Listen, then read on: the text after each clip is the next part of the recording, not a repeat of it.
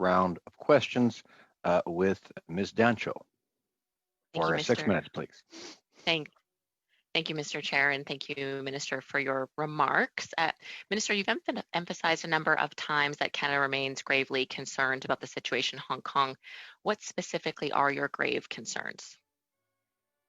Well, the many developments which we have seen in Hong Kong, including the passage of the national security law, which we have condemned, as well as the most recent development involving the expulsion of 4 democratically elected legislators in Hong Kong. And it is against that backdrop in which we have both taken strong measures, including the suspension of our extradition treaty, as well as the announcement last week. I'll just add to some of your comments there. As you know, the world has witnessed a live stream video of the brutal response to pro-democracy demonstrations in Hong Kong by the Hong Kong police force, who has been accused of widespread human rights abuses by Amnesty International and Human Rights Watch since the 2014 umbrella movement. We also know that Chinese communist troops of the People's Liberation Army are stationed in Hong Kong and are prepared to oppress any dissent. Are you planning to prohibit any members of the Hong Kong police force and the People's Liberation Army from immigrating to Canada under your new immigration announcement parameters or otherwise? Well, as I said, Ms. Dancho, we have taken the step of introducing the policy, which is aimed at inviting an opportunity for young Hong Kongers, but we've also aligned 2 policies to enhance protections in our asylum system. For sure, but I'm just wondering if you're going to purposely exclude or prohibit the individuals that are responsible for these actions from coming to Canada. I was just in the process of emphasizing the inadmissibility requirements, and I've also made it clear we have a rigorous process when it comes to screening, but no one will be disqualified by virtue alone of being charged under the national security law or for committing any conduct that is not recognized under Canadian criminal law. I appreciate that, Minister, but I think the recent national media reports regarding Operation Foxtrot and the like would possibly disagree with the rigor that is applied to some of the immigrants that are coming to Canada. We know that because of the Communist Party of China, people have been engaged, or individuals from representing this party in Canada have been engaged in vigorous campaigns of intimidation, threats, and coercion against pro-democracy Chinese Canadians and Chinese and Hong Kong nationals living in Canada. And we know one of, really the only ways that they can get into the country is through your department, through the immigration department. So have you canceled, denied, or revoked any immigration visas, such as temporary resident visas or permanent resident visas, or others for any individuals known to be unauthorized agents of the Chinese Communist Party engaged in these tactics of intimidation on Canadian soil? Well, I just want to be clear right off the top, Ms. Dancho, as you well know, that any effort to undermine our national security through political interference or through espionage is absolutely unacceptable. And we have a robust public safety apparatus. Have you revoked any immigration visas? Order, Ms. Dancho. The practice generally is we allow the person answering to have at least as much question as the time is the question. So point of order, Mr. Chair. Point of order, Mr. Chair. With respect, that's not our rules, and that has been our practice. The member asking the questions has a right to control the time, and it's up to the public to judge whether the minister's answering and whether the time is. Thank you, Mr. Jennings. I'm sure Ms. Dancho will want to ensure that the minister has an opportunity to give his response and not. Mr. Chair, I assume this isn't taking away from my precious time. This point of order. I'm paused at 3 minutes and 12 seconds, so I assume that's where we can start off again. Okay, and I just want to, on that point of order, I want to just, I believe to my colleague's point, that was during the sort of Parliament for 5 months following it being shut down really in March. But before that, it was the time as the questioner. So I just want to confirm that that's the case. Please proceed, Ms. Dancho. Okay, thank you very much. Okay, so Minister, just to confirm, you can't say if you've revoked any visas for these intimidation tactics by the Communist Party of China on Canadian soil. Well, I was in the process of giving you the broader context of what our response is to threats to national security, including through espionage. And I want to make it clear that we've got a public safety apparatus that actively investigates all of them, and we take appropriate actions where necessary. And it would not be appropriate for me to comment on any investigation.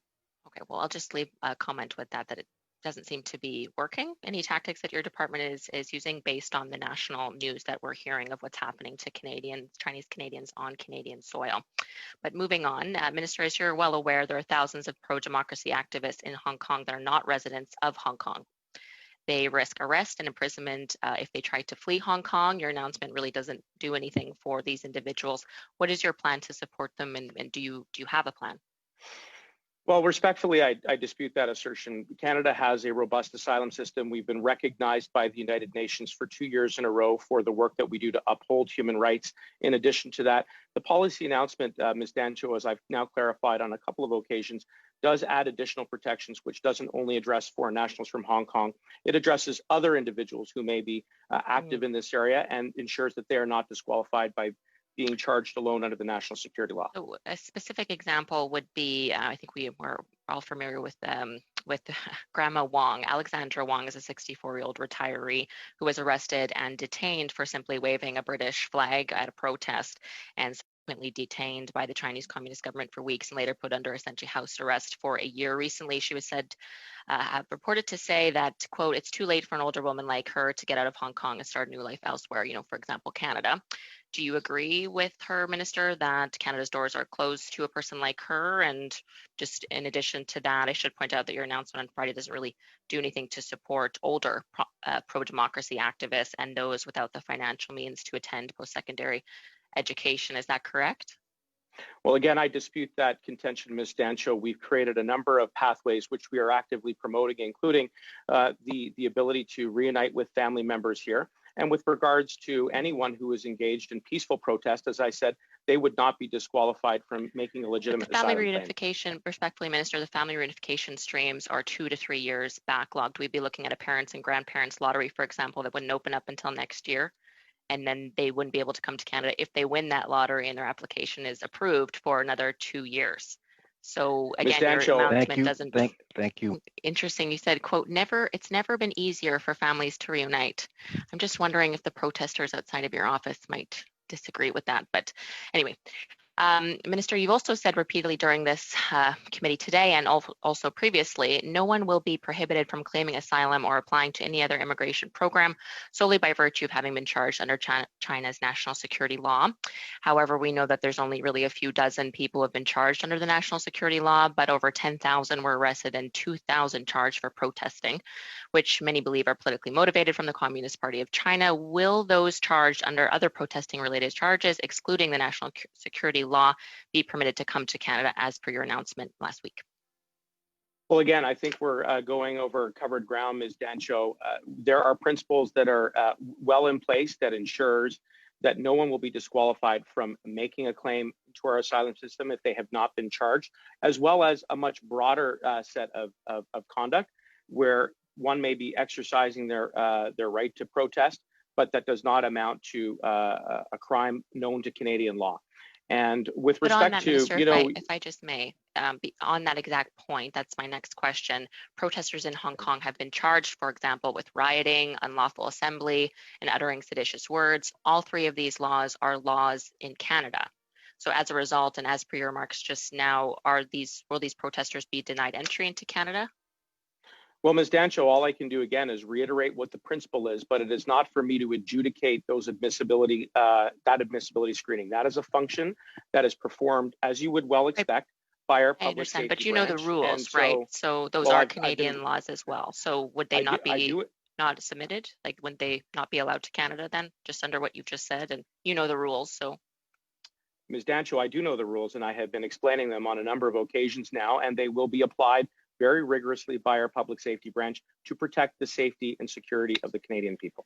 All right. Well, we'll just go on here. I've heard from many pro-democracy activists here in Canada that a number of activists on the front lines in Hong Kong have their travel documents often taken from them by the Chinese Communist security forces following an arrest and participating in protests. Grandma Wong is an example of this, and there are many others. What is your plan to help those without travel documents or those who are barred from leaving Hong Kong and China get to Canada to safety? Well, first, I would just point out, as you heard me answer earlier to Ms. Yip, that our Consul General and all of our staff at the office in Hong Kong stand at the ready. In addition to that, under our modernized system, we have an electronic travel authorization, which can be obtained literally in minutes, which is one way in which people will be able to move from Hong Kong back to Canada if they are eligible under one of the existing pathways or under the initiative that I announced last week.